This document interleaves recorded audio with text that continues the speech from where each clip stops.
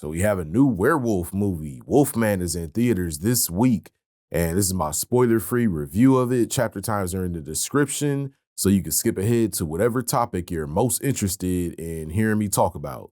Let's go. We can start off talking about the cast and the crew.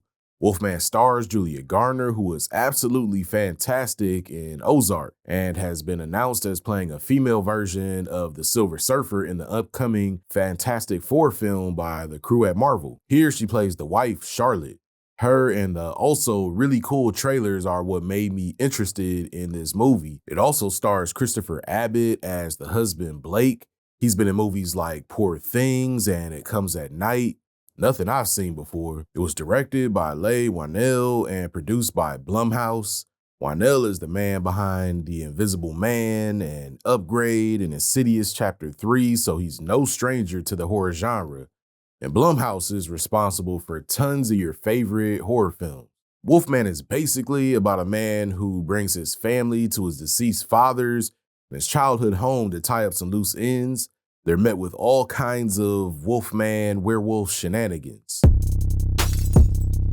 What I like most about the movie is especially the relationships between the dad and the daughter, but also between him and the wife. Some of the backstory elements are really cool as well, and also just how dope of a family they seem to be. I like the story too, and it's honestly a pretty neat package.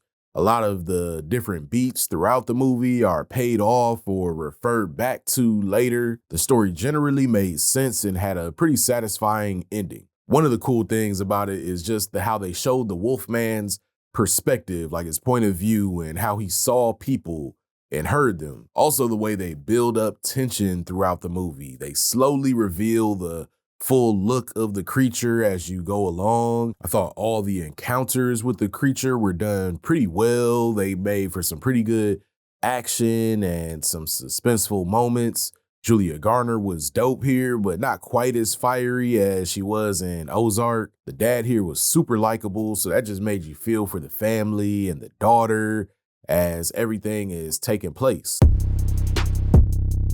Now for some of what I didn't like about the movie, I thought it was pretty enjoyable overall, but not really that scary, which didn't matter to me because I'm not really much of a horror guy. It had a few jumpy moments, but nothing too bad. One particular aspect about the story, which I'm not going to reveal here, but it just didn't make sense to me. It's kind of a plot hole that seems like it might even be pretty necessary in order for the film to work, and I just wish that wasn't the case. It's really the only messy thing about the story. I wonder if I'll see others commenting on this element as well. And there was this slow buildup to us seeing what the Wolfman character looks like, a lot of just cool body horror moments. But then I just really didn't like the design of the monster once you just get that full review. So while I did like this movie, it wasn't anything to write home about. It had a lot of great werewolf movie tropes in a more modern package, and it's cool because it keeps the mythology alive in a suitable film update, a kind of tragic horror story. So did you see Wolfman yet? Let me know what you thought in the comments, and if you liked that video, here's another one you might also like.